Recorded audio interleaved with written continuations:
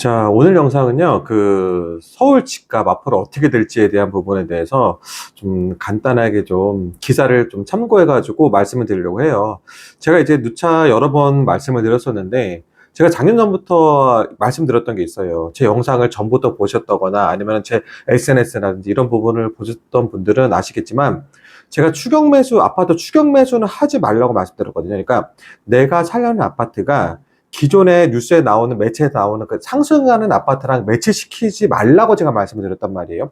물론 내가 살려는 아파트가 그 해당하는 지역이랑 매치가 된다면 상관이 없겠지만 그냥 뭉뚱그려서 내가 단순하게 그냥 지금이라도 아파트를 매수하지 않으면 안 되니까 어떻게든 급하게라도 매수하려는 분들에 대해서 부분은 제가 분명히 경계를 좀 드렸거든요.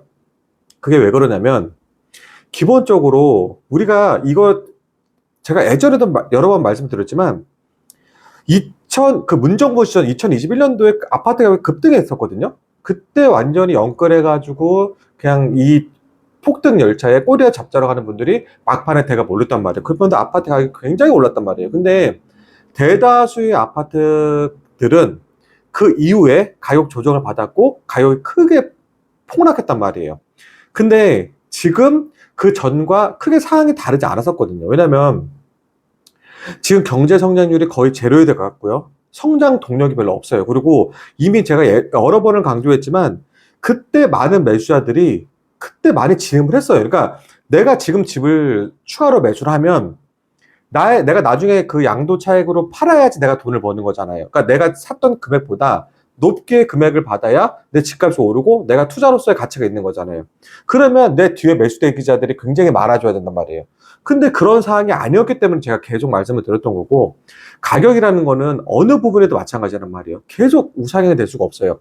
그 장기적으로 봤을 때 우상인 거지, 이게 중간중간에 보다 보면 계속 아파트 가격이 등락 보면 있거든요. 그러니까 한마디로 장기적으로 봤을 때 어떻게 보시면 되냐면, 쉽게 예를 들면 5억 올랐으면 4억 떨어져요. 그러면은 1억은 오른 거잖아요, 결국에는. 근데 어느 누군가는 5억 올라서 사는 사람 있잖아요. 그러면 그 사람이 4억 떨어질 때는 그 사람은 4억이 떨어진 거잖아요. 어떤 사람은 5억 올랐는데 4억 올랐을 때 샀는데 4억이 다시 떨어졌으면 또이또인 거잖아요. 맞죠? 또 어떤 사람은 1억 정도 올랐을 때 매수를 했는 사람은 5억 올랐다가 다시 또 4억 떨어졌으면은 이 사람도 또이또이가 될 수 있는 거잖아요. 그러다 보니까 길게 보면 이런 걸 반복하다 보면 결국에는 또 오르고 내리고 이런 걸 반복하다 보면 결국에는 장기적으로 봐서 우상향인데, 그런 곳도 있고 지금은 안 그런 곳도 있단 말이에요. 왜냐면 예전과 아파트 투자에 대한 부분들을 동일 시선으로 보면 안 된단 말이에요.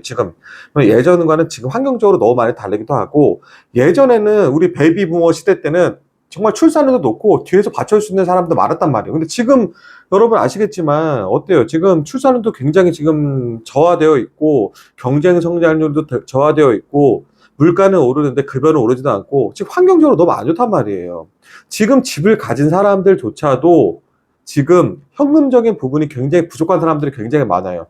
노인 빈곤도 굉장히 심하단 말이에요. 그러면 아파트 내가 여기서 모든 걸 연결해가지고 이 아파트 한 채가 나를 모든 거를 내 인생에 책임져 줄 거라 생각하면 큰 오산이라는 거죠. 그래서 좀 더 신중히 해야 되는 거고, 타이밍상으로 맞지 않으니까 제가 거기서 무슨 경계를 들었던 거고, 분명히 조정기는 오니까 내가 살 지역에 대한 부분을 예의주시해가지고 좋은 가격에 내고 해서 매수를 하라라는, 제가 말씀을 드렸던 거거든요. 자, 한번 기사를 제가 올려서 보겠습니다.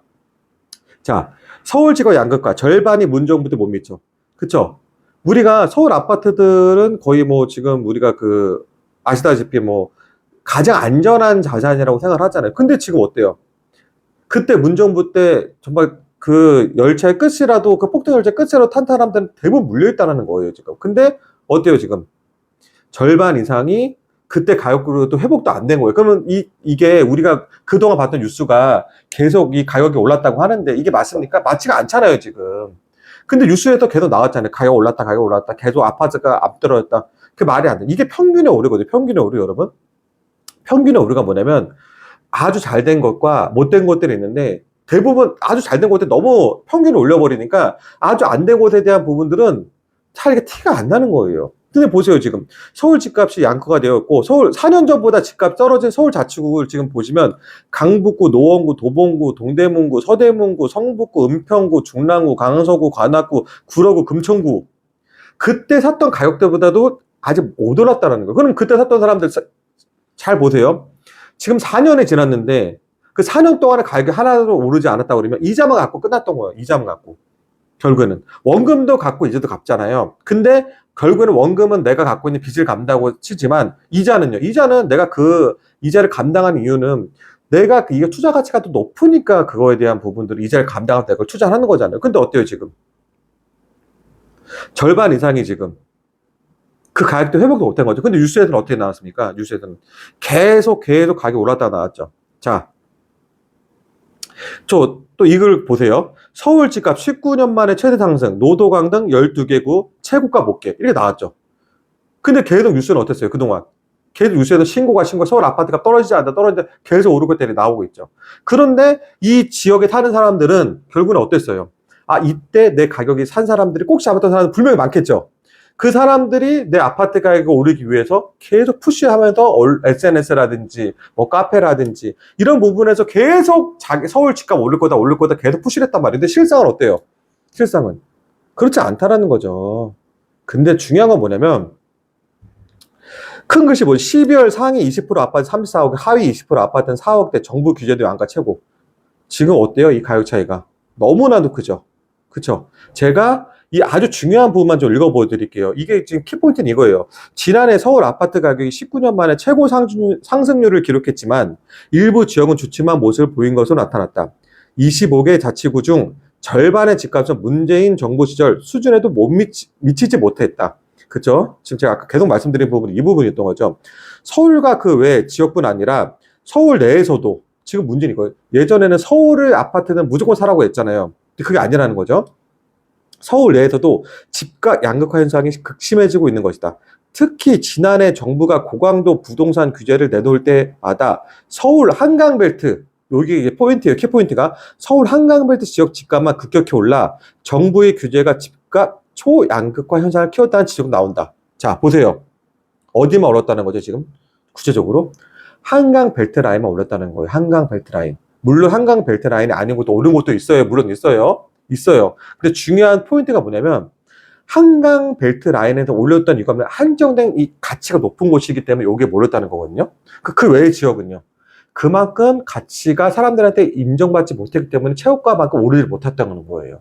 이걸 아셔야 되는 거예요. 우리가 한강 벨트 라인에 뭐가 있습니까? 거기는 떨어진 데가 없어요. 한강 벨트 라인에서는 우리가 주요 핵심 지역들 같은 경우에는.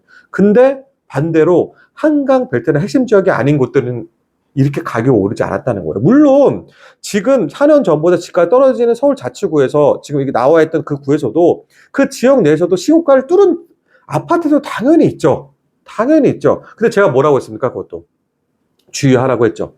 내 주변 아파트는 가격이 어느 정도 정체되어 있고 크게 오르지 않았는데 내 아파트만 단독으로 올랐고 뭐 올랐다? 그렇게 좀 매수하지 말라고 그랬잖아요. 왜냐하면 그 가격대는 결국에는 또 조정을 받을 수밖에 없어요. 내가 반대로 아파트를 매수하실 분들은 반대로 생각하시라고 했잖아요. 내가 주변은 평균적으로 많이 올랐는데 내 가격이 상대적으로 평가절하된 곳들, 아파트들. 그거 제가 왜 이런 게 좋다고 그랬죠? 소득 수준 높은 사람들이 그걸 받쳐줄 수 있고 내 주변에 다 소득 수준이 높고 가격대가 높은 군이 있다고 하면 이게 뭐라고 그랬어요? 제가 말씀드렸던 거는 그들과 함께 생활 인프라를 누릴 수 있는 여건이 되어 있다고 그랬죠. 그러면 가격이 높아질 안전할 수 있는 자산 가치가 있다고 제가 말씀드렸거든요. 그렇게 매수를 하는 게 낫다라는 거예요. 한마디로 뱀의 머리가 되지 말라고 제가 누차 말씀드렸던 거고 차라리 용의 꼬리를 잡는 게 아파트 투자에 더 현명한 선택이라고 제가 계속 말씀을 드렸던 거예요. 자, 제가 좀만 더 읽어드릴게요. 4일 KB 부동산에 따르면 강북, 노원, 도봉, 동대문, 서대문, 성북, 은평, 중랑, 강서, 관악, 구로, 금천구 등 서울 25개 자치구 중 12곳, 이게 반 정도인 거예요, 반. 12곳의 월간 아파트 매매 가격 지수는 100 미만이었다. 이건 뭐냐면 이 지수는 2022년 1월 기준 1월 기준으로 100으로 잡은 거예요. 집값도 추이를 보여주는 거예요. 12개 자치구의 아파트 가격이 4년 전보다 낮다는 뜻이라는 거예요. 아니 뉴스에서는 그렇게 아파트 가격이 올랐다고 하는데 왜 여기는 안 올랐을까요? 자, 이제 양극화가 누차 말씀드렸지만 양극화가 점점 더 심해질 거예요, 앞으로. 그러면 내가 지금 이 아파트, 제가 말했던 이 12개 자치구 내에서 내가 아파트를 매수하려는 분이 계세요. 그러면은 막 급한 마음을 들 필요가 있을까요? 없을까요? 없다는 거죠. 여기는 철저하게 실거주 위주로 가야 되는 게 맞는 거고, 그리고 이 외 지역도 마찬가지라고 좀 봐. 이 외 지역도 가격이 많이 올랐잖아요. 근데 가격이 계속 오르면 분명히 상승기가 있으면 조정기가 반드시 오거든요. 근데 조정기가 온다는 건 뭐냐면 가격이 상승기 오기 전에 떨어진다는 얘기가 아니에요. 좋은 위치일수록 그만큼 안정성이 좋기 때문에 떨어지는 폭도 그만큼 많이 안 떨어진다. 근데 분명히 조정이 나와요. 그러니까 20억 아파트가 30억까지 올랐어요. 근데 30억에서 계속 30억 계속 오르자. 분명히 조정이 옵니다. 조정이 오기 때문에 조정기가 근데 폭이 많지 않다는 거죠. 30억짜리 아파트가 조정이 오면 29억, 28억, 27억 이렇게까지 될 수는 있지만 30억 아파트가 다시 20억, 21억 이렇게 떨어지는 않는다는 거예요. 그런 아파트가 좋다라는 거예요. 조정기를 겪었을 때 어느 아파트든 조정기는 다 겪어요. 무조건 1차선 그래프는 그릴 수가 없어요. 무조건 조정이 와요. 제가 클래스 원어원에서도 그 얘기를 계속 말씀드렸어요. 그러니까 보통 대부분 사람들이 강의하시는 분들이나 대부분 얘기를 하는 분들이 구체적인 얘기를 하잖아요. 어디 좋다, 어디 사라, 뭐라, 이렇게 직설적으로 얘기하잖아요. 그러다 보니까 저같이 정말 시장을 분석을 하고 어떻게 된다, 이거 구체적이고 하고 이걸 여러분들의 판단을 맡기니까 오히려 저 같은 사람 말을 안 믿는단 말이에요. 근데 여러분 제 말을 한번 믿어보세요. 자, 제가 항상 얘기했던 게 뭐냐면 올해 넘어가면서 6월 되기 전에 기회가 분명히 올 것이고 그 기회 때 만약에 조정이 많이 안 되는 곳들은 원래 좋은 곳이기 때문에 그곳은 내가 내고를 잘해서 사라고 말씀드렸고 그 외지역 같은 경우는 분명히 가격적인 조정이 더 많이 올 거니까 그때 매수자 우위 시장도 더 크게 올 테니까 그때도 내고폭을 확실히 높이라고 말씀드렸거든요. 제가 그 말씀을 드리는 거예요. 그러니까 아파트가 이제 전세라는 제도가 없어지고 있잖아요, 지금. 앞으로 없어질 거예요. 근데 전세가 없어질 건데, 그 없어지는 시점에서 투자자들은 더 줄어드는 거예요. 이걸 뭘 뜻하냐? 1가구 2주택, 3주택자들은 점점 더 없어질 거란 말이에요. 그러면 무주택자가 내 매수 대기자가 돼야 되는데, 지금 보세요. 이 무주택자들의 지금 여건들은 점점 수는 줄어들고 여건도 안 좋아지고 있죠. 그러면 이걸 받쳐줄 수 있는 이 여건이 좋아지지 않는다는 거는 가격이 그만큼 오르지 않는다는 거거든요. 급할 필요가 없다는 얘기예요. 급할 필요가. 그리고 지금 세계 이 정세 너무 좋지도 않고 국내 정세도 지금 자영업 경기라든지 경기 지금 성장률이 너무 둔화되어 있잖아요. 돈이 없어요, 여러분. 돈이 없단 말이에요. 돈의 가치가 없는 부동산 투자, 물론 뭐 다른 투자도 마찬가지겠지만 거기에 돈을 절대 쓰지 않단 말이에요. 투자의 고수들은요 가치가 없다는 거에 투자를 쓰지 않아요. 근데 자꾸 초보 투자자분들이 너무 마음이 조급해지니까 자꾸 투자에 대한 조급한 마음 때문에 뭐라도 하면 오르겠지라는 생각하는데 절대 그렇게 부동산 투자가 그렇게 쉽게 가지가 않아요. 그래서 제가 이 영상을 준비했던 이유는 뭐냐면 이런 기사도 나오지 않았어요, 전에는. 이런 기사도. 근데 현실적으로 그랬거든요. 내가 살는 아파트를 봤을 때 5년, 10년 전에 가격의 그래프를 꼭 보세요. 내가 만약에 노원구에 한 아파트를 살려고 해요. 그러면 그 노원구에 어떤 A라는 아파트의 그 실거래 그래프를 계속 보시란 말이에요. 보시고 나서 과연 작년 말에 급상승이 이뤘다고 하는데 과연 그 상승기 때 그 아파트 가격이 과연 4년 전의 가격으로 회복을 했는지도 보세요. 회복을 못하는 아파트들이 대다수예요, 여러분. 근데 뉴스의 매체들은 대다수 오른다고 선동하고 계속 가격이 오른다고 조급한 마음을 유발했단 말이에요. 그렇게 샀던 사람들은 분명히 있단 말이에요. 근데 거래량이 예전처럼 많았을까요? 문정부 때만처럼 많지 오르지 않았단 말이에요. 그리고 앞으로 매수할 수 있는 분들은 여건들은 더 적어진다는 거를 여러분들 아셔야 될 필요가 있어요. 그래서 이 기사가 굉장히 좋은 기사고 지금 현실적인 기사라고 제가 생각이 들었거든요. 이 기사가 너무 현실적인 기사이기 때문에 앞으로 양가는 심해질 것이다. 그리고 좋아질 곳들에 대한 부분들은 물론 더 좋아지고 가치가 높겠지만 작년 2025년 말처럼 급상승기는 절대 일어나지 않고 조정기를 무조건 받을 것이다. 그러면 내가 사려는 아파트가 타이밍을 놓다 그러면 뭐 너무 조급해하지 마시고 매수자 우위 시장에 분명히 있을 거니까 그때 이용을 해가지고 내고를 확실하게 해가지고 매수를 하셔라. 그리고 가장 중요한 포인트가 있어요. 또 이 아파트는요 주택 투자로 봐서 이제 1가구 1주택 외에는 투자 가치가 크게 없단 말이에요. 그러면 양도 차익이 굉장히 중요하기도 세금적인 부분이 굉장히 중요하잖아요. 그렇기 때문에 내가 이거에 대한 부분을 무리하게 투자하면 절대 안 된다는 거예요. 무리한 투자해가지고 내 소득 수준을 그러니까 소득 수준을 벗어나면 대출이 안 나오겠죠. 하지만 내 소득 수준에 빠듯하게 해주고 내가 대출을 갚게 되면 분명히 또 이거에 대한 부분으로 버틸 수가 없는 사람들이 또 나오기 시작하거든요. 그런 투자는 절대 하지 마시고요. 자, 안정적인 투자 하시는 거로 제가 당부 드리면서 이번 영상을 마치도록 하겠습니다.